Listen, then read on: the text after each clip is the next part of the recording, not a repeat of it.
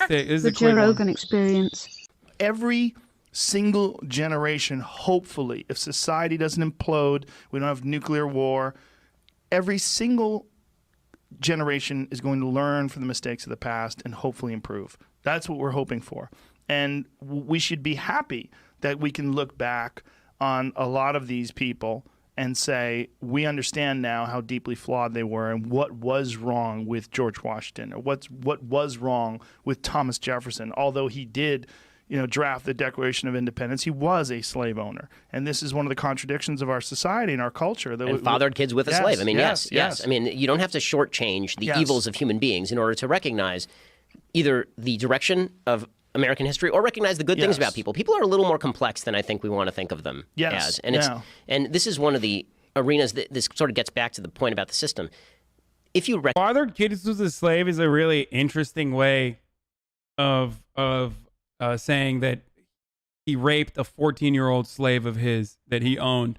And this is, by the way, like a super liberal thing. Like, this is something that they get mad at liberals on, right? Like that they're using like snowflake language. Just say what it is, Shapiro. Recognize that human beings are capable of great sin and also capable of doing great things. What you really want is a system that of checks and balances that prevents people from gaining too much power to hurt other people. And what you also want to recognize is that the flaws of human beings are not necessarily the flaws of the system, and that just changing the system is not going to change the underlying flaws of human beings, which means you actually have to think through the policies that you're promulgating before you implement them. Clearly, if you say that. Yeah, which is why we should still have slavery, which is why we should have no laws whatsoever, because we will never prevail over our barbaric ways. It's just embedded in our nature. It's embedded in our human nature. Oh, wait, we literally fucking did that for everything. That's why an appeal to nature is a very common logical fallacy that people engage in. Conservatives love to engage in that. Unless Ben Shapiro is Kaczynski posting right here and saying we must return to a prehistoric, non-industrial society, unless we need to fucking live as anarcho-primitivists, I don't want to hear the rest of this take because it's fucking dumb. You're not paying attention to what happened at Chaz or Chop because they had it nailed. It was paradise for a short period of time. That's one of my favorite stories of this year because these people basically took over this gigantic chunk of Seattle and said, we're going to show you how it's done. They wind up being the police. They wind up beating the fuck out of people who did anything they didn't want them to do, including film things. They wind up, you saw murder. You saw massive graffiti. You certainly saw borders. There were borders put up. They kept cops from coming in. They kept a lot of people from coming in. Beating up journalists. Beat up journalists. They took over private property. So they appropriated private property. These are not buildings they built. They didn't make a deal. They didn't barter. They didn't have some sort of a beautiful, mutually beneficial agreement with these people that own these buildings. No, fuck you. They took them over. They took them over and started spray painting shit all over them. It's crazy. But it shows you, like, your childlike idea of what you can do that's better. You don't really understand that the founding fathers really did put into place all these checks and balances to keep someone from abusing power. And as much as Trump would like to overcome all of that, what's that I hear? Time and time again, he's a great example. What's that I hear? Of how the system really is beautifully engineered from 300 fucking years ago. Because the founders did understand the problem of human nature, which is people want power and they want to hurt other people very often. And you still need government in order to do things, but there better be broad-scale agreement on the things you want to do, or a small majority of people can really hurt a huge minority of people. That's what they call tyranny of the mob. They were much afraid of this. And that's stuff that is worth remembering. You know, the tearing down that system because you want to build something more beautiful, if it looks like Chaz or Chop, that ain't a thing. Well, it's this idealistic, they have blinders on. They have this narrow tunnel vision view of what they think this utopian future can be. I think they think that human beings are going to be fundamentally transformed by a different system. Yeah. So they look at the problems. One of the biggest problems we have in American politics is the myopia with which we look at the United States. So when you're dating somebody, it's very easy to see. That's definitely the biggest problem in American politics. Thank you, Ben, for fucking identifying it, dude. You laser focus on You laser focus on all the right criticisms, dude. Honestly, the biggest problem is that we don't suck America's cock enough, okay? I'm talking, I fuck the flag every night before I go to sleep. And honestly, you should too. And the real problem is, it's not like white supremacy and its legacy that permeates through all of our institutions. It's not capitalism and its inherently oppressive nature, the inherent contradictions within capitalism between the working class and the bourgeois society that we have developed. It is the fact that we don't fuck the flag enough. And that's why I need to fuck the flag, and you do too. Thank you, Ben. That's the problem.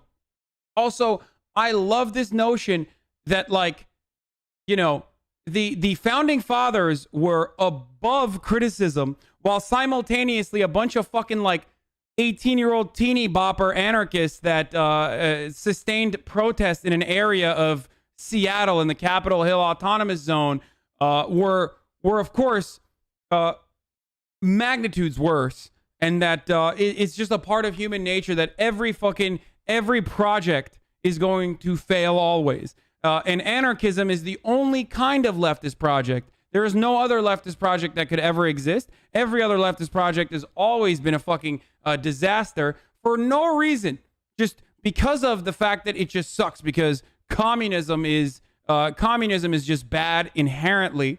Okay, socialism is just bad inherently. Let's not talk about the social democracies. Let's not talk about any sort of reformist movements that have at least slowly but surely been able to, in individual nations, been able to eliminate some of the problems that we here in America still experience on a daily basis. These are great arguments. Like, no government. It's only anarchists with no fucking experience in self-governance and all of the problems from Chaz and Chop. That's what the future liberals or leftists want. All the problems with the person you're dating. When you're married to someone, it's certainly easy for my wife to see all the problems with me, and there are plenty. But when she looks at all the other people, then she's like, okay, well, he's less flawed than the others, right? When you look at the United States, it's very easy to see all the different flaws in the United States because, of course, they exist. This is a society filled with humans, 330 million of them. But when you look abroad and you look at other examples of civilizations over time, and then you look back at the United States, you think maybe the system isn't. No journalist was ever beat. There's historically crime in that already neighborhood. That was why there was a precinct there. The business there saw massive profit increase from Chop. I hate the narrative these people keep spewing about having been there. Plus, a bunch of right-wing agitators beat the absolute shit out of a dude for filming them, so what the fuck? The only problem with Chaz Chop is the very real problem that two fucking black teenagers were, who were, I guess, in that circumstance, trying to hurt people, were shot. One of them was fucking killed. I don't know if the other one was killed as well. But, like, when your utopian project ends up with, when your utopian project that was created as a sustained protest against fucking police extrajudiciously killing black people at a disproportionate rate, and then that project turns into you fucking killing a black teenager, then it's a failure and you have to admit it. Okay? As a leftist, I appreciate sustained protests like this, direct action. I don't immediately want to criticize it, but if your project ends up with a black dead teenager, then it's, you know, it's probably not an example of success. It's not a success story. That is literally what happened at Chop.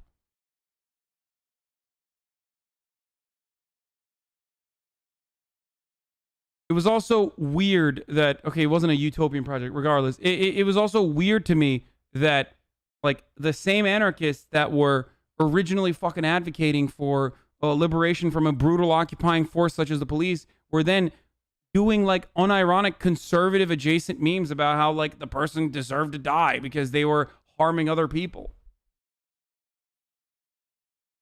Anyway. Quite that bad. Because the fact is that for all the problems we got, the biggest problems that humanity faces and has faced are not happening in the United States. They're happening everywhere else. China right now is shipping Uyghur Muslims on trains after shaving their heads to concentration camps where they are being forcibly sterilized. There are actual problems on. This is entirely different than, of course, what we have done in Guantanamo Bay, which I literally justified the other day. Real fascism is when Uyghur Muslims in China are getting shipped into concentration camps. Real fascism is never what the American government does or the American state does to Muslims in a nearly identical capacity. That's actually good. Ben Shapiro acting like he loves Muslims in this circumstance is hilarious. Is what the Chinese state doing to Uyghur Muslims much worse in magnitude than what the United States does domestically? Certainly. But what Ben Shapiro, who also defends Israel's human rights abuses against the Muslim population of Palestine, or what the United States does to Iraqis and 7 other Muslim nations, predominantly Muslim nations that we are currently engaged in war with, is hilarious when he is simply virtue signaling about China. It's just a China bad. When China does it, it's bad. But when we do it, it's fucking pretty tight. And I love it. It's great. It's great. Ben Shapiro does not give a fuck about Muslims, okay? He does not. And if you believe that he truly cares about what China is doing to Muslims, then you are so fucking lost in the sauce that I can't even save you. All right? The U.S. is turning into a Nazi state. We need to rise. Joe Biden must be trusted even if you're a Bernie supporter. Vote. You and Ben need to debate like yesterday. Surprised he didn't say Chinese people build and Uyghurs destroy. Yeah. Do you guys ever talk against those who can answer, refute their words? I mean, I would debate Ben Shapiro. He would probably own me in the marketplace of ideas because he's very fast. He's a very fast talker. But I do debate people from time to time. I've probably debated more people than your fucking dumbass favorite YouTube commentator who does this for sport. Like, I've done this on national television. I've done this on local television. I've done this on like literal fucking conventions dedicated to this sort of political discourse. I've done it. I've done it a lot. So yeah, I do debate people that can push back. Even though I suck at debating, if we're being real, and I much prefer these sorts of videos where I can slowly, calmly, and in a more entertaining capacity break down individual takes piece by piece, because there is no fucking pause button on a debate. And Ben Shapiro can engage in a million different logical fallacies that, okay, not calmly, but Ben Shapiro can engage in a million different logical fallacies that would make it seem like he's winning the argument. Planet Earth. That is not to say there aren't problems in the United States, but they are not the same in terms of degree, and they are not the same in terms of scope. And to pretend that the system of the United States needs to be ripped down from the inside, and that if you build a beautiful new system, that you will shape humanity such that we are all saints and no sinners, you're out of your mind. This was a worthless video.